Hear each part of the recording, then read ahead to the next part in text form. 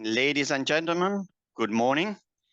On behalf of the MFC team, welcome to this Social Vibe workshop, which will focus on navigating EU instruments and programs for microfinance and social economy. My name is Bruno Robino. I represent the advisory services of the European Investment Bank. Where I'm in charge of following a number of advisory platforms and initiative. One of those is Social Inclusive Finance Technical Assistance, also known as SIFTA. Another platform is FICOMPAS. We also follow Impact Investment Capacity Building Program. We follow the Gender Finance Lab inter alia. Talking about SIFTA, we have to say that this session is organized with the support of SIFTA, which is an initiative carried out in the framework of the Social Investments and Skills window under the InvestEU Advisory Hub. We'll learn more, so hold your horses, we'll learn more about the SIFTA initiative during the course of this session. Talking about the session, so EU instruments and program, let me give a few words of background. You might be aware, or some of you might be aware, that the European Commission published an action plan for the social economy aimed at supporting, enhancing social innovation, and also to support the development of the social economy. The action plan, if I remember well, 2021, was followed by the launch of InvestEU, and which includes, among other, a policy window, which is on social investments and skills. So the session of today, it's about to understand what are the EU instruments and the programs in support of microfinance and social economy provided by social economy finance providers. One of the novelty of InvestEU is that the initiative were carried out by a number of implementing partners. And today we have a panel of distinguished guests, and we will see these EU programs from the point of view of the European Commission, from the point of view of the implementing partners, and also from the point of view of beneficiaries, financial intermediaries. So in this respect, let me introduce the speakers of today. First of all, Agnese Papadia, Deputy Head, Social Inclusive Entrepreneurship Unit at DG Employment. Raise your hand. Okay, very good. At the European Commission. Kristina Maslauskaite, Technical Advisor for Microfinance at Council of Europe Development Bank. Very good. Cristina Dumitrescu, Head of Inclusive Finance Unit at European Investment Fund. Very good. Eduardo Sierra Martin, Financial Instrument Advisor at European Investment Bank. Then Fabrizio Monti Trotti, Credit Facility Manager at Banca Popolare Etica, and Gabriele Giulietti, Head of Institutional and Foreign Affairs at Banca Popolare Etica. Very good. I would like also to introduce, or at least a signal, that we have also with us Pavel Kapsdorfer, who kindly accepted to act as a technical coordinator for this session. We will not see him, but he's behind the scene. And finally, just let me say that the idea of this workshop is to raise awareness, is to exchange, so I would encourage you to take the opportunity to make a comment in the chat, or if you want to ask a question, and there will be the possibility to ask question, raise your hand. So let's start. To break the ice, we have put together, and we would like to understand from where you come, who you represent. We have three very simple questions. Let me start with the poll. If it's possible, Pavel, over to you. Very good. So from which is your organization? I can see that a good 60% is from EU. Very good. So I guess the majority are across the member states of the European Union. Thank you very much. Let's move to the second question. So let's move to, exactly. Okay, how familiar are you with EU instruments and program in connection with microfinance and social economy? So very familiar and somewhat familiar are, I would say, more than 50%, but equally we have a kind of 45% not very familiar and not familiar. So I must say that you are in the right session. So very good. Last Paul, last question, number 3, question number 3. Let's move to question number 3 and see that the technology is not following. Then I guess in the interest of time, we leave here. Thank you, Pavel.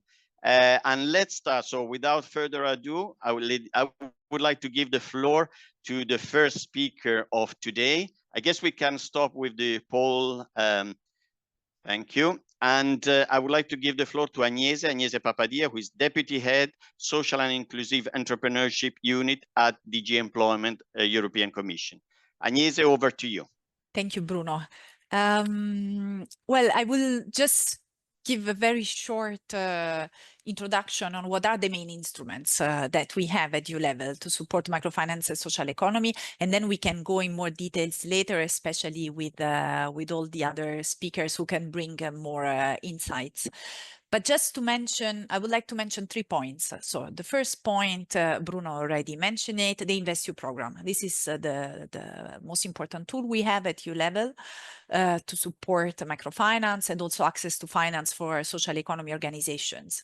And there I have to say that the deployment of InvestEU, and in particular of its social investment and skills window, that is the window of InvestEU that is dedicated to investment in social, not only social economy, but it has a strong priority on microfinance and social economy. There, the deployment is going very well. We see that there is a lot of demand for the products under InvestEU that support both microfinance, social enterprises, but also impact investing. So it means that the program is useful, is addressing real needs on the ground. And this was also demonstrated by the InvestEU interim evaluation that was just published on the 1st of October.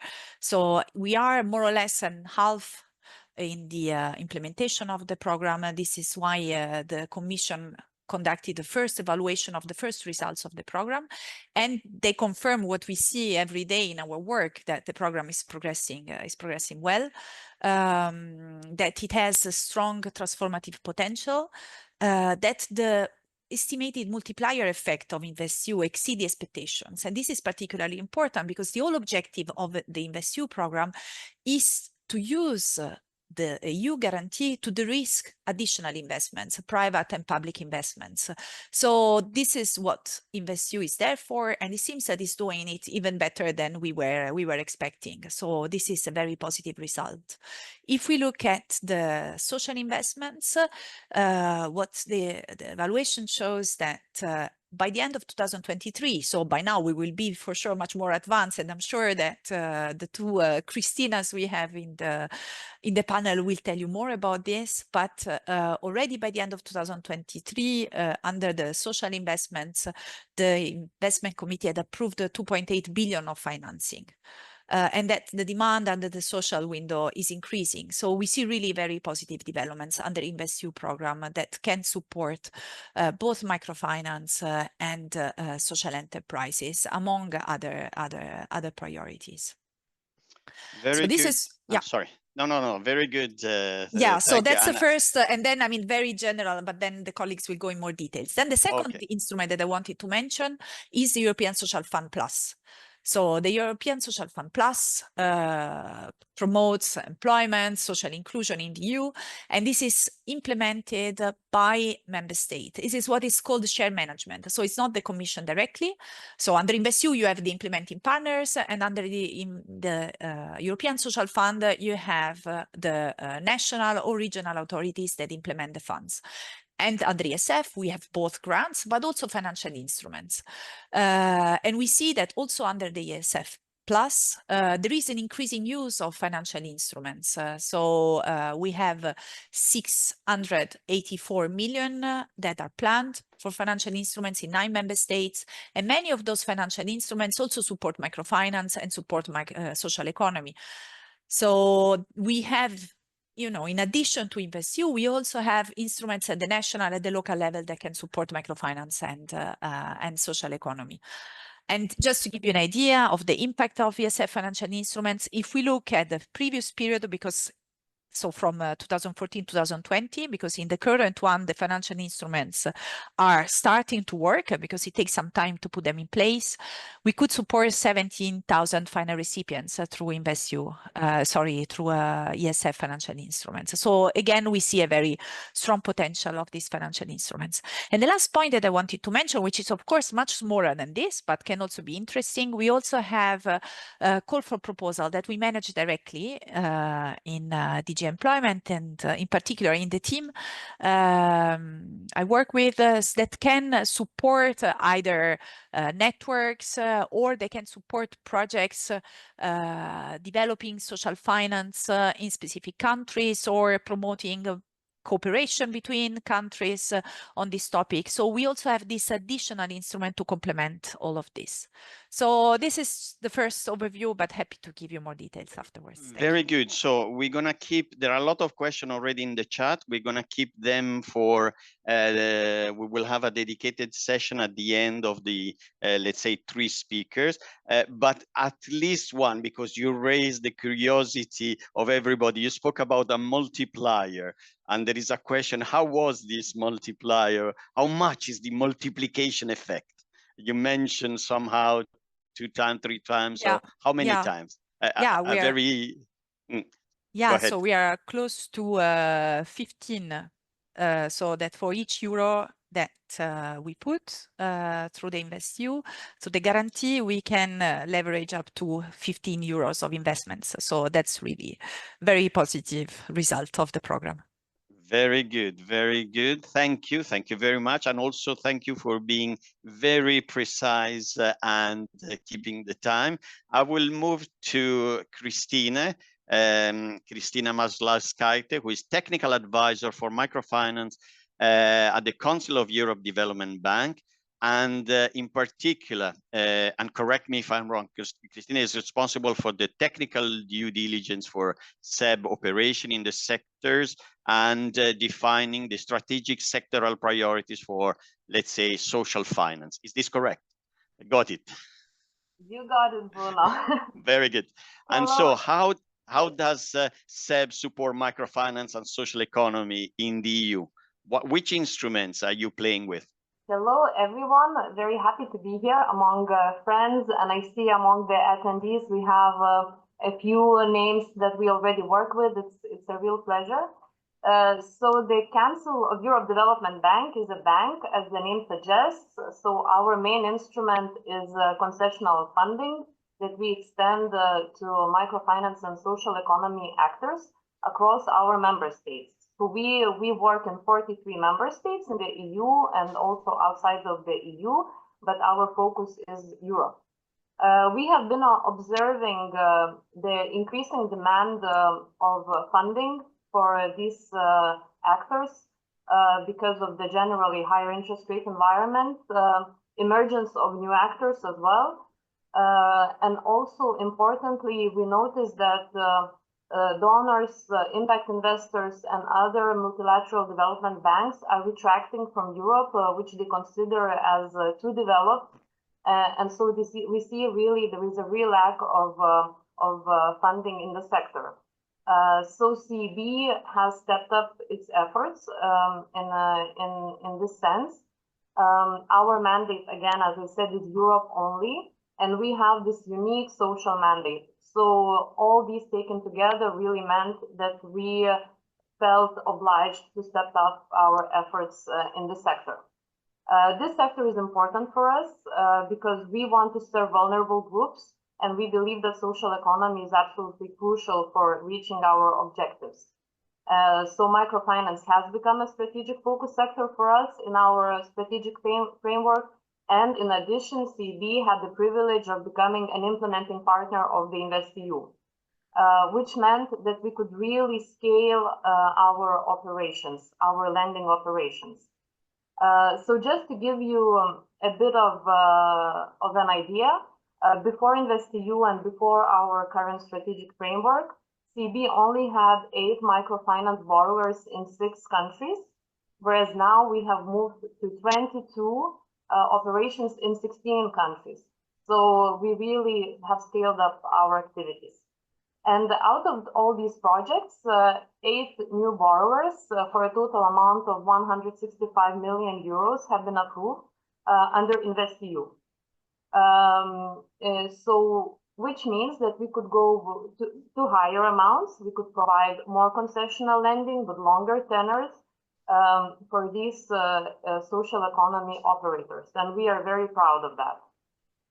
We have also expanded our operations in non-EU countries. This is not under InvestEU. This is through our own mandate. But the fact that we have InvestEU guarantee has allowed us to do more also in the Western Balkans, in Georgia, Moldova, and Ukraine. And in addition to loans, we are also an implementing partner of InvestEU Advisory Hub, where we leverage technical assistance to help capacity building of microfinance and social economy actors. And we also have our own donor accounts where we can support different institutions in all our member states. So this is in very short what we do and what we have achieved so far. Very good, and I would say congratulations for all this achievement. You touch upon briefly your activity as on the advisory hub. Can you give us a few examples of your activity? Yes, so this is also something that we have been working a lot on this year. And we have been in contact with our current or potential borrowers, basically always in the logic of blending our loan operations with some technical assistance. And so we have used the advisory hub funds for some operations in the Eastern Europe where we have designed social impact studies. And this is very important for us because we know that many MFIs in Western Europe are real front runners in measuring their impact. However, in the East, due to lack of funds, resources, or sometimes capacity, this has been quite rare. And so it's very important for them to know their impact when they design their own strategies. But it's also very important for us as managers of public funds to know where the money goes and what has been achieved. So we are quite proud of these initiatives. And in addition, we have also engaged a few advisory hub initiatives to develop environmental, social, and governance monitoring frameworks for social economy actors in the EU. And the goal of these assignments is to enhance their ability to evaluate and manage ESG risks and opportunities in their lending operations. So these are a few examples of what we have done this year so far. Very good. Agnese spoke about the InvestEU products and the European Social Fund Plus product, and you manage somehow to complement them, let's say, into a blending operation. Can you tell more about the role of SEB in this context? So again, we have been quite privileged to be in close contact with the European Commission and with Agnese's team in trying to design something that really makes sense for the vulnerable populations. And again, we see that there is a lack of business development services, of support to these people. And we know that funding is important, but is not enough. It's only a tip of the iceberg, and we need to do more, and we need to have resources to be able to do more. And so we have been discussing with Agnese's team what could be done to support these initiatives.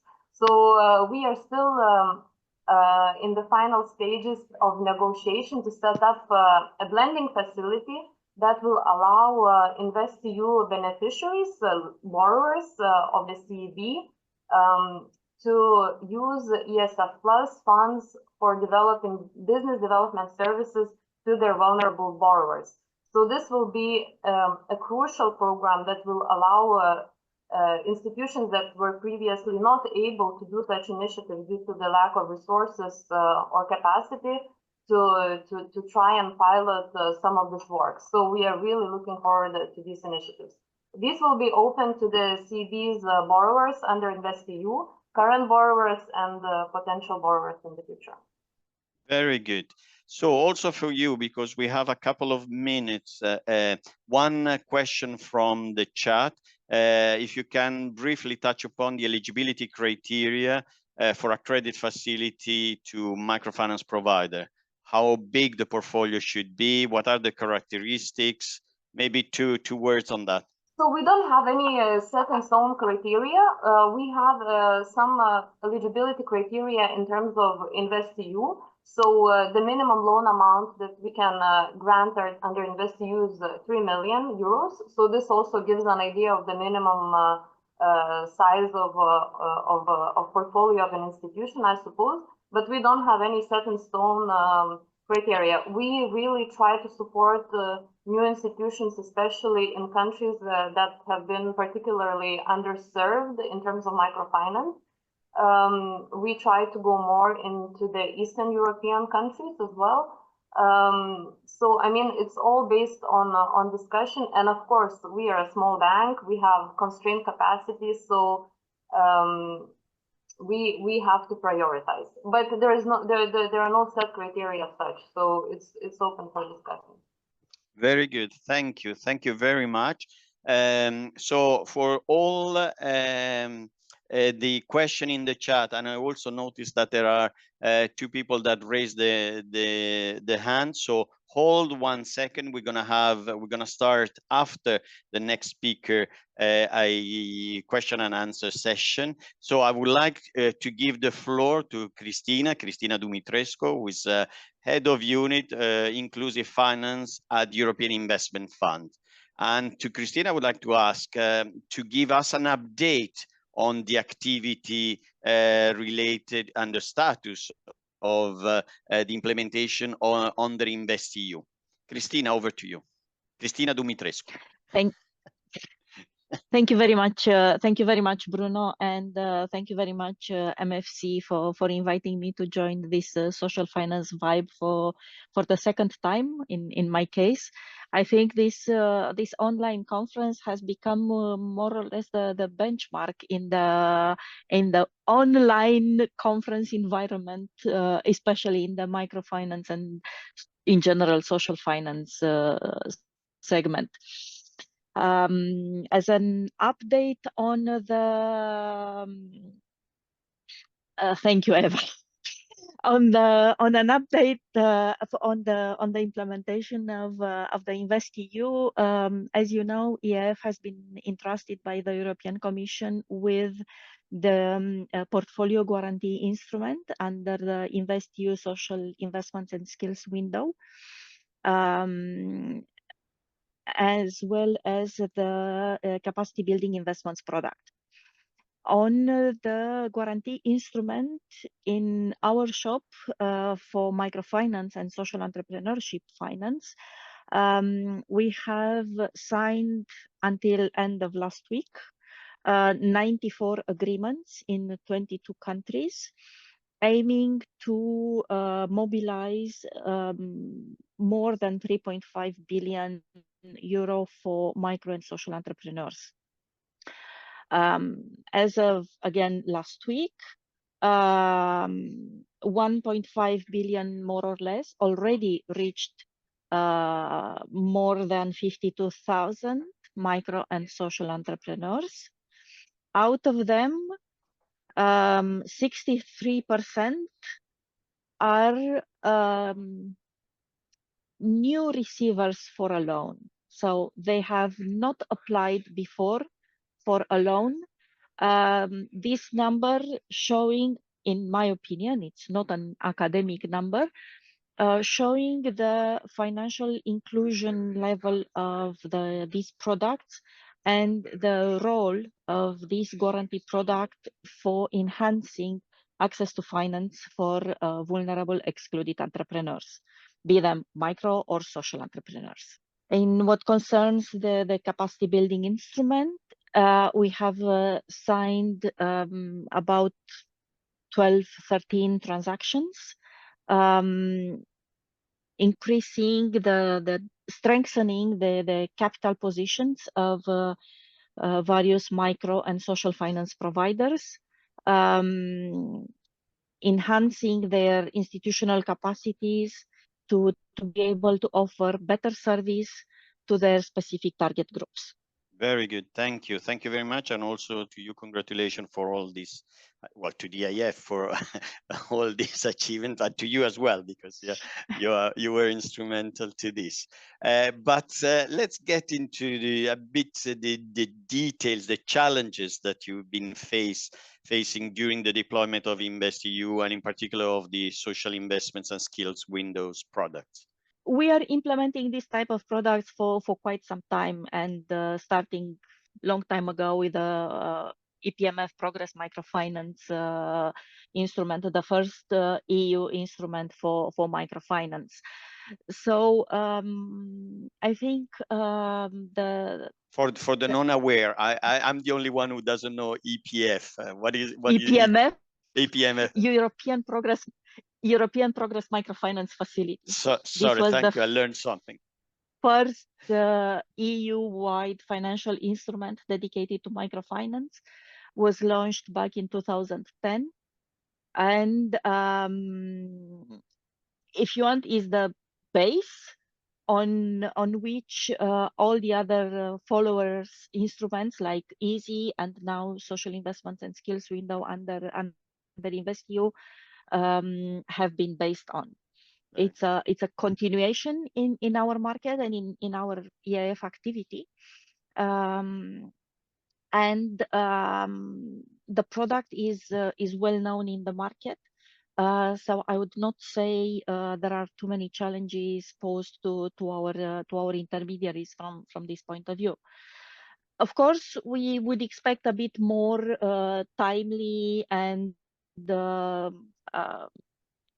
complete reportings from our intermediaries, especially on the social impact data side, because we have a specific product, well known and quite well demanded in the market.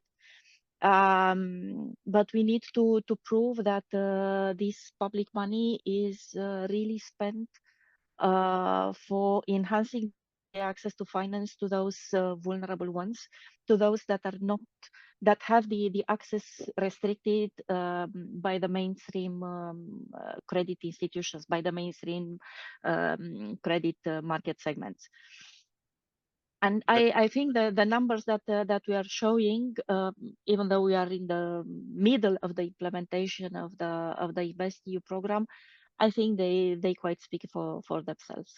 I agree. You have, I would say, you presented incredible numbers. You did, well, you grew over time. And now what's next? What's next? That's a very good question. And we know the product is very demanded by the market. And not only that, but we know that this product is really instrumental for, especially for the non-bank financial institutions that are really outreaching to excluded segments in the market. On the other hand, and again, especially for the non-banks, this product is supporting them in fundraising for their cash needs for on lending to micro and social entrepreneurs, and not only as a function as a signaling event, signaling effect for third-party lenders or investors, but also supports the institution in keeping their P&L accounts on positive side, on sustainable, on the sustainable side of the activity. So we do hope we will be able to continue implementing these products in the future, given their role in developing our markets. Also to you, one question, but it's not coming from the chat, but you briefly touch upon, so how many under InvestEU, how many new, maybe as a percentage, financial intermediaries which were not playing with the EIF before? How many roughly? I don't have the figure at hand at this moment, but if I recall correctly from some discussions 1 year ago, roughly 15 to 20% are intermediaries new to microfinance and social entrepreneurship finance. But I will check the number and I will come back to you on that. Because this is an important message. So it's not only the recurrent player, but you are able to take on board the analysis, the risk, and the operation of new entrant players. So this is, I think, an extremely important message, which complements your question, what's next? I think this is the beauty of the product on one side, and if I can phrase ourselves, it's a bit of our kind of competitive advantage on the market. We can work with any type of financial institution, be it registered, supervised or not, no matter the size, no matter the legal form. We can work with credit unions or with well-established MFIs or with well-established ethical banks. And we have one example here on the screen and in the panel present with us. And the fact that we can really adjust or adapt our product to the local market conditions. We can offer local currency transactions. We can, if you want, we can speak the same language with the MFIs, and I think this is valid for CB and Christina as well. It's we can really adapt ourselves and our products to the local market conditions. And this is the beauty of the micro and social finance instruments at the end of the day. Very good, very good. Thank you. I would like now to open the floor. Actually, there is a question which is complements what you said. Is European Progress Microfinance Facility open for funding requests for new MFIs? No, Progress Microfinance has been terminated back in 2014-15, before the launch of the EASY family of financial instruments for micro and social finance. And if I may, the latest EASY instrument that has been terminated, the investment period of such instrument has been terminated 2 weeks ago. It was the EASY funded instrument, where we have offered financing facilities for both micro and social finance providers. Very good. Thank you. Thank you very much. There is a question, I guess, for Agnese, is about ESF financial instrument is eligible for Western Balkan countries. So the ESF financial instruments, no, because they're implemented by EU countries or regions in the countries. But under the ESF Plus, we have one strand, which is called the EASY strand, which is a strand that what I mentioned at the beginning about this direct call for proposals that we have. And this is open for some of the Balkan countries, for example, Montenegro, Serbia, are participating into the EASY strand, so that means that they have access to the call for proposals. So, but this is the only part they can access of the ESF. So when you say they are participating, what does this mean? That they have contributed to a central pot, and therefore they are allowed and they are eligible country for the EASY. This is what you mean. Okay, very good. And one question to Christina, what are the eligibility criteria for from SEB for MFIs? We already answered this question. Sorry. If there are, do you have funding for the? It's gone. the question for the Central Asian countries, if I remember well. Central Asian country. If you saw, what would be the eligibility for getting funding?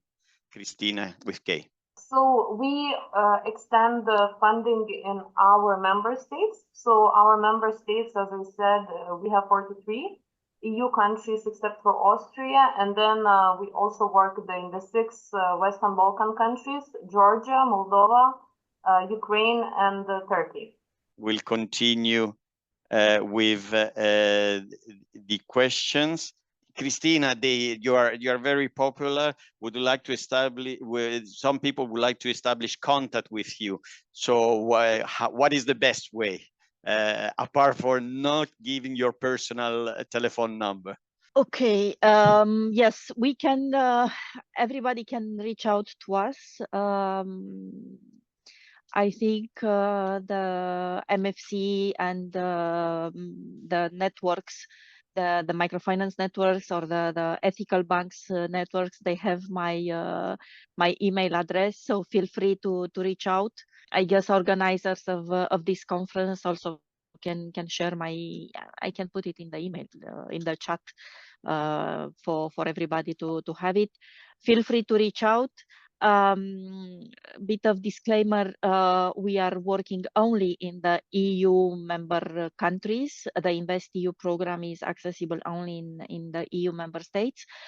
But as some of you know me already from previous conferences, you can reach out for any type of question, and if we can help, we can help. If not, at least we have a good chat together. There is thank you very much. There is another question, and this is addressed to Agnese. If there is I guess it's on ESF Plus, there is a list of the member states, the region which have implemented financial instruments, where we can find information. I mean, on ESF financial instrument, I would suggest to have a look at the FICOMPAS website. I mean, Bruno for sure is the best person to tell you more about that, because there we have a lot of information about what's going on in the member states. We have studies on specific good examples of financial instruments that are put in place. There are also, if I'm not wrong, there are also national pages where you can find information on each country. So this would be my first suggestion, to go through the FICOMPAS website. I can put the link in the chat for you to have a look. And then the next question, since you spoke and you raised about FICOMPAS, maybe it's good to say that FICOMPAS just published a fact sheet on how to combine ESF plus financial instruments with grants. Which is the way, and for example, that SEB has started to implement, and the blending activity. So again, in going into the website of FICOMPAS, you can find this document, which gives you some guidance, some orientation on how to start. It's already possible, and it was we had some manual for ERDF, but now it's the first time and it's fresh, has less than 1 week of life. This combination ESF plus financial instruments with grants for the managing authorities or the authorities which are interested in this. I can see now you have in the chat all the links. Very good. Any other question, or any other participant who would like to ask a question? Please raise your hand. We're going to give you the floor. We're going to give you the mic, virtual mic. I can see that Rania, no, not anymore. Very good. No problem. Then I would like to thank the 3 speakers and move on to the next sessions, which is about the one initiative, which is about SIFTA, and then we will move to a concrete case of a beneficiary who benefited from one of the instruments. So without further ado, I would like to give the floor to Eduardo Sierra Martin, who is a financial instrument advisor at European Investment Bank. His member actually is the mastermind behind the SIFTA initiative. And I guess you have a couple of slides to show, Eduardo? Yes. Hello, everybody. Thank you for the opportunity to present SIFTA initiative. I'm not the unique mastermind. Also, Bruno is closely working with me on this. So it's split in two minds. Yeah, I have some slides that I would like to share. In jargon, this is called de-risking. So SIFTA, for those that you don't know, the initiative is the Social Inclusive Finance Technical Assistance, and it's an initiative that is managed by the EIB, European Investment Bank, under the InvestEU. So basically,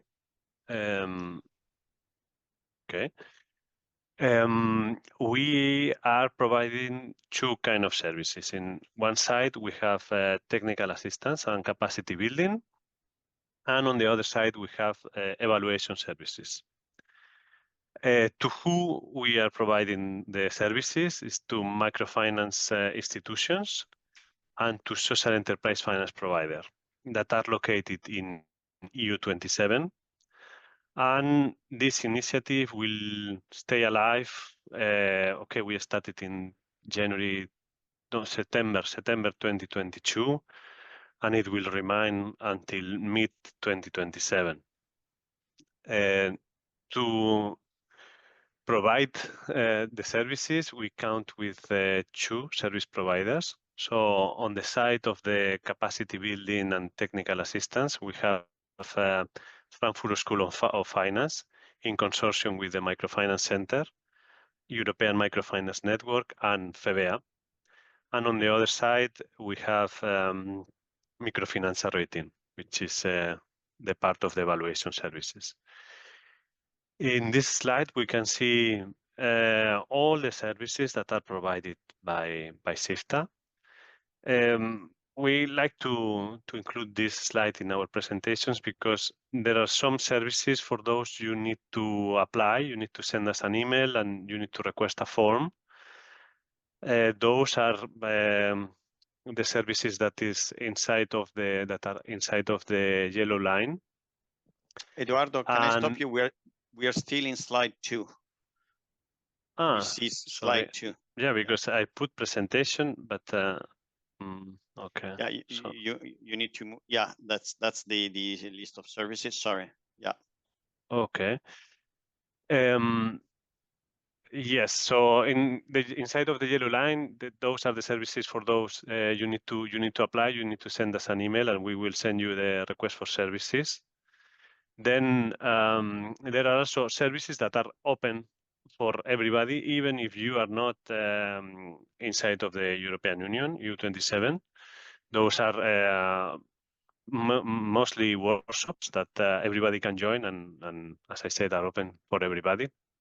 And inside of the green line is the services linked to the Code of Good Conduct for Microcredit Provision that are only for microfinance providers. Then, okay, what we have achieved so far since September 2022, 132 financial intermediaries have shown interest in SIFTA. From that was translated in 75 formal applications. And so far we have managed to sign an agreement because this is one of the, let's say, is the second step that we have to do with all the beneficiaries, to sign an agreement, EIB and the institution. So we have signed 57 agreement and we are working on 18. For the horizontal services, we provided already 111 capacity building workshops, mostly for digitalization, KYC policies. Recently, we also had two SIFTA master classes together with the EIF to reach institutions that are not aware of the EIB, SIFTA and EIF services. We had 3,196 participants with the average satisfaction rate of 90%. For the distribution of the countries, the main country that requests services from SIFTA is Romania, but this is already balancing with other countries, like it was a huge increase the last month of Italy, Lithuania and Poland. And in terms of the distribution among the social enterprise finance providers and the microfinance and the microfinance providers, we have the majority are microfinance, but we are working on this. This is also why we onboard FEBEA last year into the consortium. In terms of products, the star of the show is the code, because there are 3 services related with the code training, code evaluation and code renewal. So this is a total of 60 requests. And study visit, peer-to-peer training are also very popular. And maybe after the presentation, if you are interested and you want to apply, this is the dedicated website that we have for SIFTA. And also I encourage you to send an email to sifta@eib.org. Then from there, we can start the communication and we can send you the request for services template, where we also include a description of all the services. And also we are open always to resolve any question that you have related to the services. Thank you.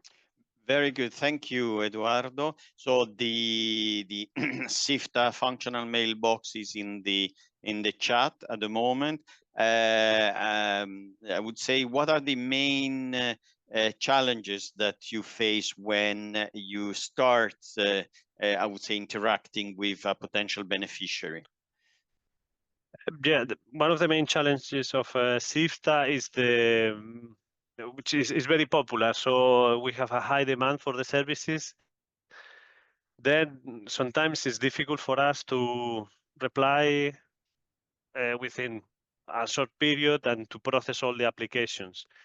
In the second phase, when the institution has already applied and we have received the form, there is, as I said before, we need to sign an agreement. So sometimes with the legal documentation, I recommend always to read very well the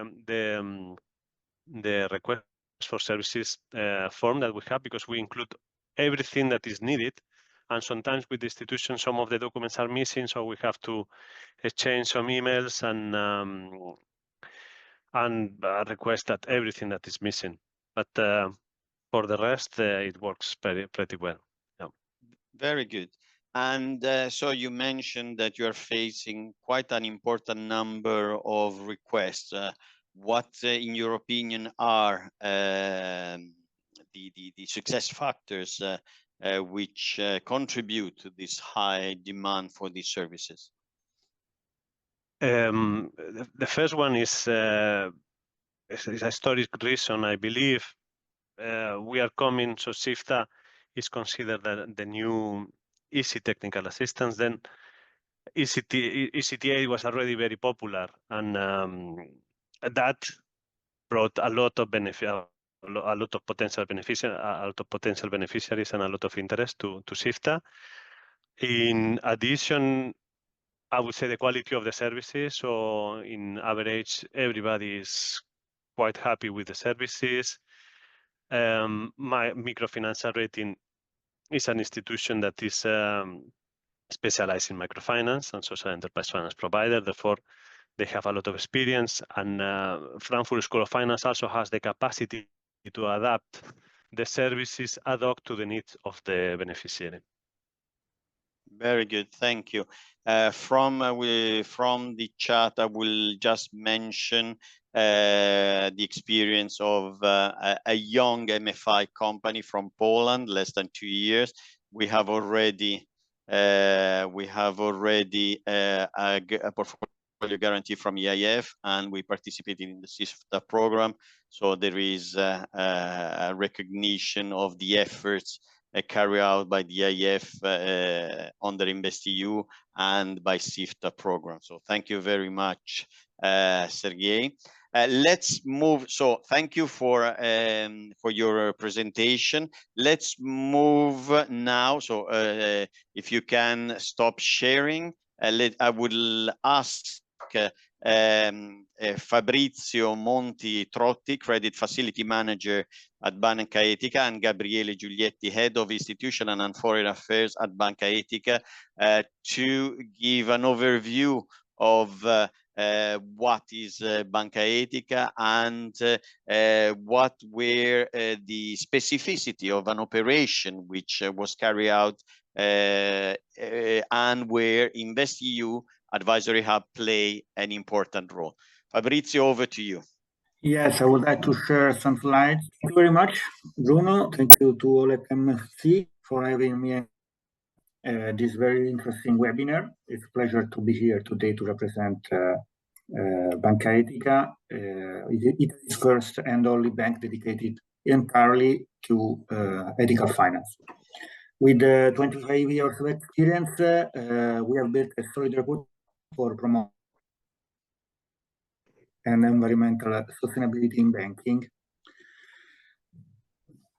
Banca Etica operates through a network of branches, consulting services across Italy and Spain. We serve 48,000 shareholders, and over the years we have collected 25 billion euros in savings. And these funds have been used to provide more than 12 billion euros in loans to support areas such as social innovation, environmental protection, organic farming, housing rights, responsible tourism. Our dedication to ethical finance extends beyond national borders, as we are part of important international networks, such as the Global Alliance for Banking on Values and the European Federation of Ethical and Alternative Banks. Fabrizio, may I interrupt you? We have some issues on the line. Maybe if you stay maybe closer to the microphone. Okay. Yeah, okay. yeah, it's better. I would like to share some highlights and key figures on how we report the impact of the activities we support on the environment and society, aiming to present this as our business card for Banca Etica work. Yeah. In 2023, Etica has continued to deliver measurable impact across multiple sectors. 98% of the loans we disbursed were directed towards projects with a strong social or environmental impact. 26% of the organization financed in 2023 are woman-led. 30% of the financing has a positive impact on the environment. During last year, Banca Etica played a key role in supporting over 4,000 migrants, helping them through social integration initiatives. These projects allowed 7,800 migrants to participate in activities designed to foster their inclusion into society. Additionally, we facilitated the recycling and recovering of 57,000 tons of waste, contributing to environmental sustainability. You can find more information and data directly in our impact report, which you can download from Banca Etica website. Bruno, you can go ahead with some experiences about the recent deals between Banca Etica and EIB and EIF. Okay? Please go ahead. So one of the cornerstones of our strategy is our collaboration with the European Investment Bank and the European Investment Fund. And we signed a 60 million euros agreement with the EIB designed to support critical sectors such as women-led SMEs, cohesion regions, and refugee economic empowerment. And the key role is played by SIFTA technical assistance that will enhance our capacity of effectively allocate funds provided by the EIB. The agreement with the EIB is aimed to support three priority areas for introduction for us. 30% of the funds are allocated to women-led enterprises, small and medium-sized enterprises, and a key area for Banca Etica. By supporting female entrepreneurs, we aim to close the gender gap in business and empower women as drivers of economic growth. And another 30% is directed towards projects in cohesion regions. So the combined impact of this operation is expected to stimulate 160 million euros in investment, creating a lasting positive economy in real economy. And the Social Inclusive Finance Technical Assistance, SIFTA, program funded by the InvestEU Advisory Hub ensures that Banca Etica can efficiently allocate these resources and maximize their impact. So the 60 million financing represent for us a strategic investment in a sectors that are crucial for achieving sustainable development goals, particularly gender equality, social inclusion, and economic cohesion. Very good. The European Investment Fund as well plays a role in support providing innovative financial instruments that foster social inclusion, small, medium-sized enterprising, and sustainable entrepreneurship. So through various guarantee products, Banca Etica can offer enhanced access for sectors such as sustainability, supporting projects aimed at environmental protection and social innovation, creative and cultural sector, finance, arts, media, culture, microfinance, enabling microloans for vulnerable groups and startups, social entrepreneurship, boosting business with a social impact at the core, skills and edu, supporting educational initiative and professional development programs. So under the InvestEU program, Banca Etica and the EIF have signed an agreement for various guarantee products. Key highlights in a couple guarantee portfolio covering up to between 60 and 80% of eligible loans, cap rate ranging from 10 to 12.5%, providing risk-sharing mechanism for both Banca Etica and the EIF.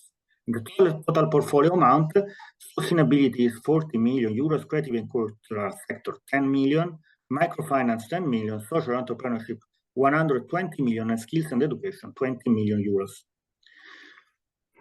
Now in the presentation, I have also added some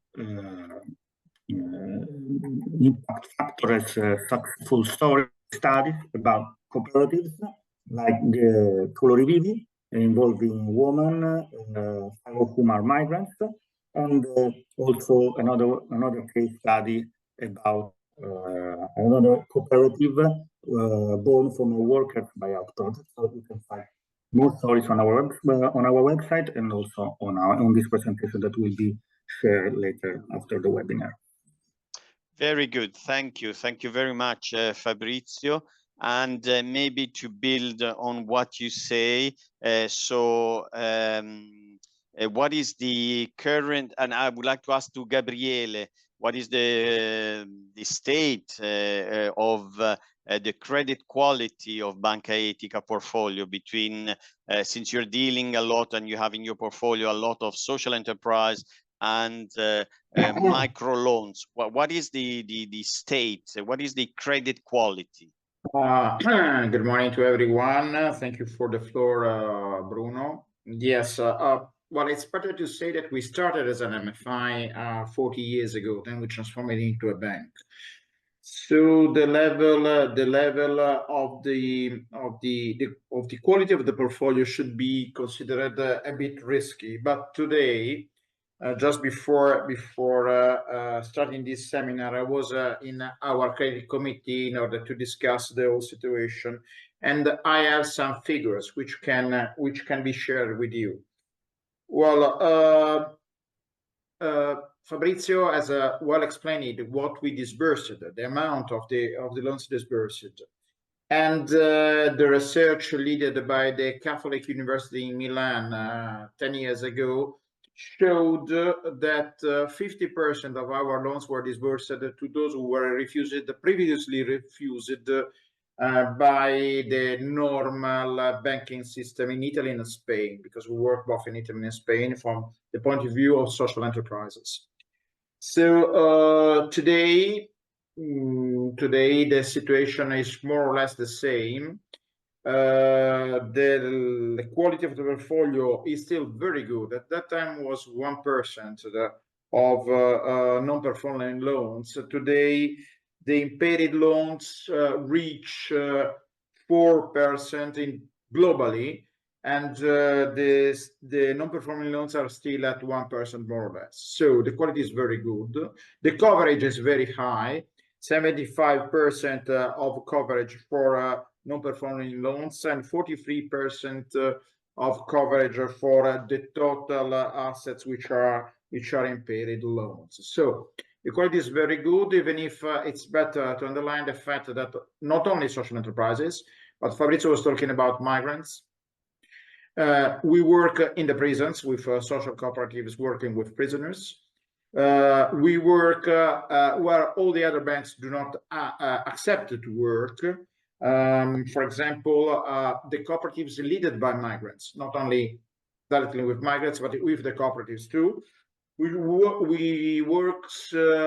the cooperatives which deals with the assets confiscated to mafia in the southern part of Italy. And we were, according to Sole 24 Ore, which is the biggest economic newspaper in Italy, we are the bank which has disbursed the 50% of workers' buyout loans. So in a very difficult situation, thanking to the networks we have, because in Europe we work with Microfinance Center, of course, we work through the networks of microfinance, while in Africa, the same with the networks of microfinance in Latin America too. For the social enterprises, we work with the networks of social enterprises in Italy and Spain. So what gives us a very good quality portfolio is the cooperation with those who are the main actors of social economy in Italy and Spain, and in microfinance with those who are the actors in microfinance abroad. So it's better to say that we do not act alone. We exchange information and exchange the dossier with those who are the main actors in social economy. This is the reason why we're at this stage of the situation. Thank you. And maybe a direct question to you. So all these efforts and its achievement is also a function of the fact that you are fairly spread on the territory. So you're not a bank which has a central headquarters, but you have, I would say, branches all over. So proximity is a key word. Yeah, not only branches, because we work through the members of the bank. Okay. Which are the main supporters of the activities from the cultural point of view, but even from the impact point of view. Our members, who are organized on 87 groups on the ground, reach all the associations, NGOs, cooperatives, and so on. And they understand through the social impact evaluation, they understand first, before we organize the dossier from the economic and financial point of view, they understand who they are, what they are doing, if they are believable. It's very important, this. And we do not act like, even if we are a bank, we are controlled by the Central Bank of Italy, like all the other banks, maybe a bit more than the other banks because we deal with very specific situations. We have the strong support of our members, individuals who make the social impact evaluation first.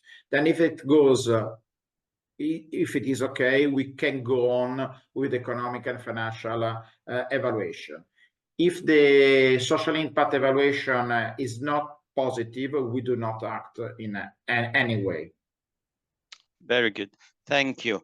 So let's open the floor for some questions, particularly related to these last two presentations.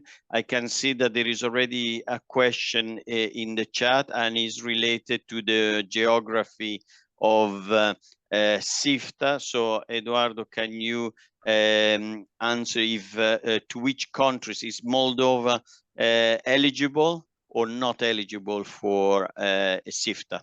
Unfortunately, it is not. It is not. Moldova is not eligible for SIFTA. For the moment, it's only for EU27. It's like InvestEU. It's the same than Christina was saying before for her. So I guess all the presentation or the PowerPoint presentation will be displayed, will be distributed thereafter, just to reply to Raul. And then there was a comment here.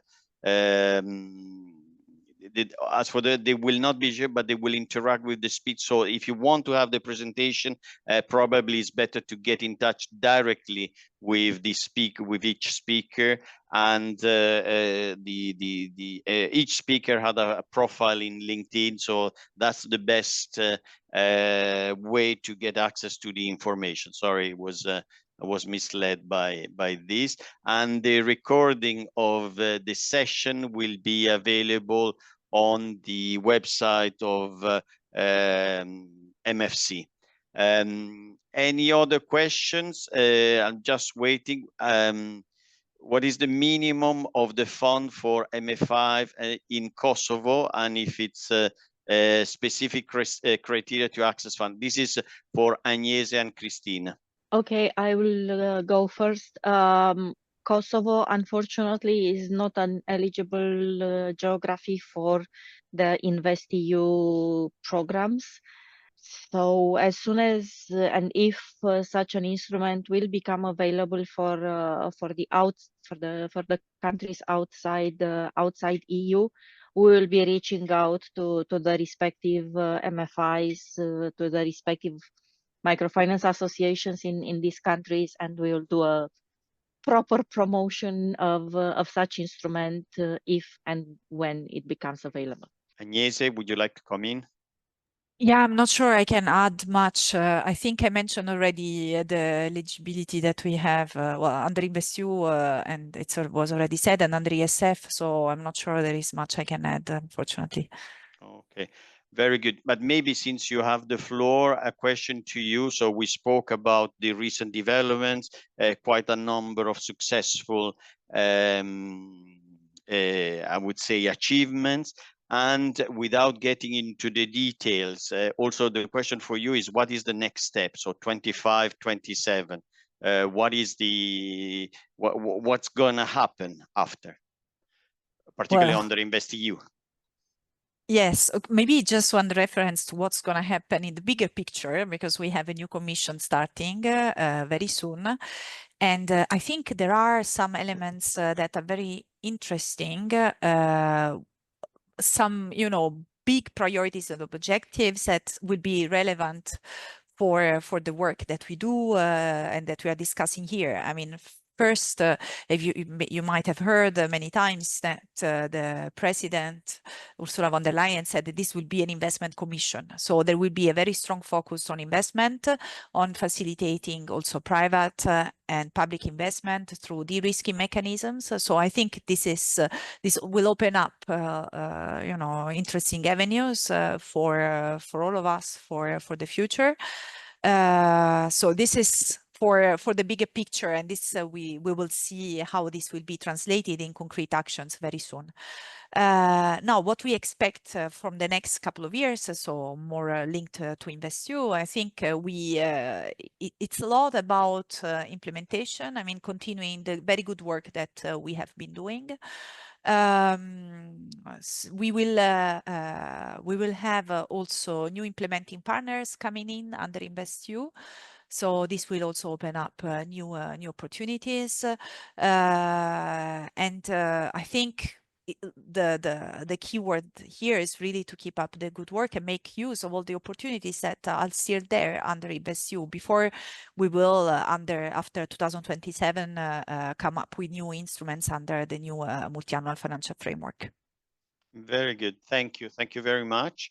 And for and in the chat, I can see that for the non-EU countries, there will be a session which is from 1:30 to 3 this afternoon, which is unlocking EU funding for non-EU countries, where a number of questions related to non-EU 27 might be answered and might give you some hints.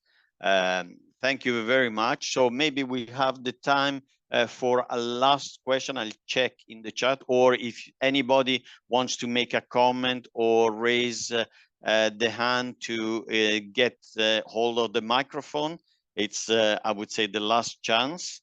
Otherwise,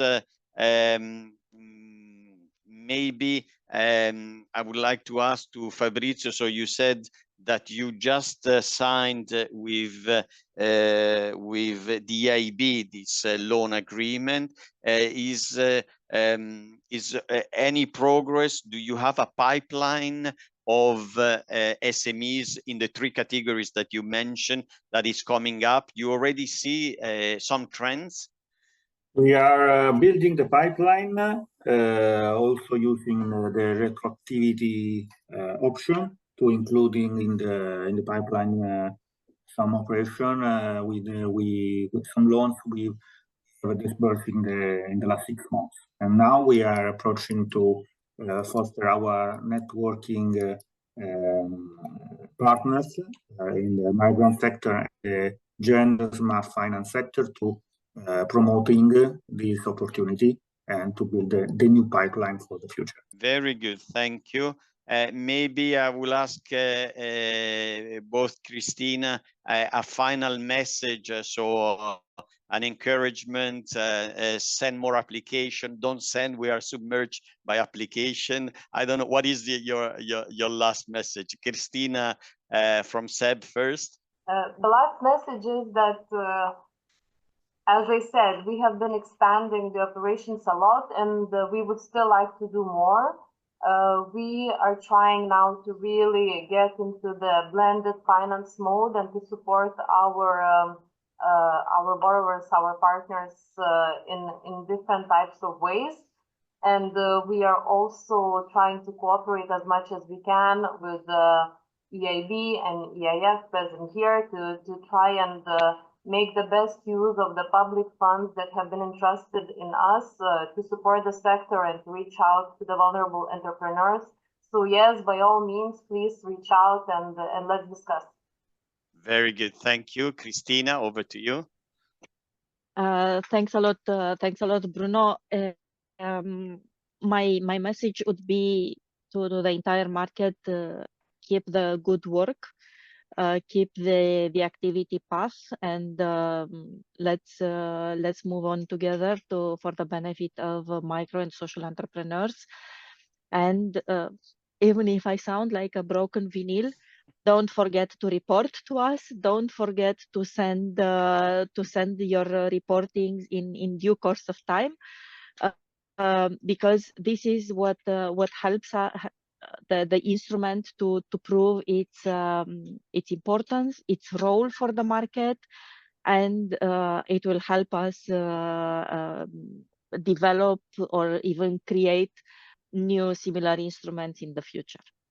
Very good. And Eduardo, also from your side, and then I will go to Gabriele, a last message maybe for the future. Don't send more application, we are submerged. Yeah, I was going to say something like this. No, I encourage everybody to apply to SIFTA. We really believe that the services that we are offering are useful for you, which is our main objective. And send us an email. Sorry for those that sometimes it take me time to reply, but I will reply, don't worry. And yeah, thank you for attending the presentation. And Gabriele, maybe from your side, from Banca Etica side, last word. Yes, last words are these. I think that we are here around the table. There are investors, there are institutions, and there are attendants who would like to ask us to do much more than in the past. I was just checking the figures which were shown during the conference in Krakow held by Microfinance Center in May, and the total amount of the market in microfinance, it's 232 billion euro in the world. It will rise by 11% in the next 5 years, reaching 384 billion euros. Just talking about microfinance, of course, we are not at the global level, but Europe is quite strong in microfinance. Then in social economy, the social economy in Italy reaches at least 5% of the GDP. So it's better to say that the investors and the institution should work more closely in order to answer to the needs coming from the population, of course. And we should be more confident in meeting each other, one another all together quarterly in order to show the programs we have and finding where we can cooperate. I really think as Banca Etica that cooperate is much better, much more interesting than compete. And is what Mrs.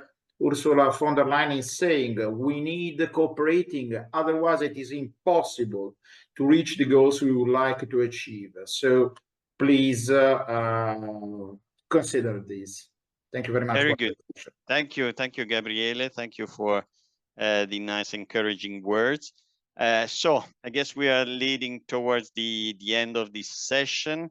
First of all, I would like to thank all the speakers, all the participants, all the speakers for their efforts, all the participants, and I will encourage the participants to remain connected. There are other sessions. We mentioned the one of access to finance from non-EU countries, but there is, among others, social housing, female business, smart technology. So a very rich menu on the other sessions. Before switching off, there will be a small evaluation poll which I invite you to follow to just give a feedback. I don't know if Pavel, you can launch the poll. Very good. Okay, 100%. Okay, it's a bit biased. Okay, very good. Very good. Hard to say, 7%. Okay, so we still have a lot of work to work on the 6%. Interesting, but not necessarily useful and hard to say.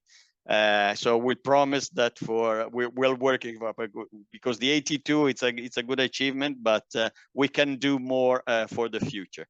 So thank you for everybody, and just hope to see you soon in other events. So thank you very much, and bye-bye.